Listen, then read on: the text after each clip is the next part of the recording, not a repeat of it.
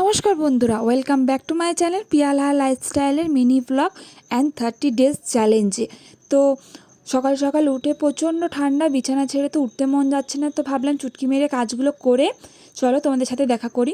তো দেখো, এখন আমি ব্রাউন ব্রেড সেঁকছি, এটা দিয়ে আমি আজকের ব্রেকফাস্ট করব। আর এখানে রান্না হয়ে গেছে ফুলকপি আলুর তরকারি, ডাল, বাটি ভর্তি স্যালাড কেটে রেখেছি, আর আছে মুসুর ডাল, যেটার আমি বড়া করব। তো একটু চলো বছরের শুরুতে তোমাদেরকে একটু গোপুসোনাকে দেখিয়ে দিই, যাতে তোমাদের সারা বছরটা ভালো কাটুক।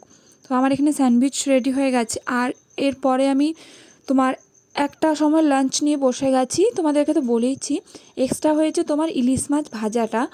ইলিশ মাছটা ফ্রিজে ছিল, তো ওটাই করে নিয়েছি। আর দেখো, রাতের বেলায় ডিনারও কমপ্লিট করে নিচ্ছি আমি এখন। আজকের ব্লগটা আমি এখানে এন্ড করছি, দেখা হচ্ছে নতুন একটা ভিডিওতে।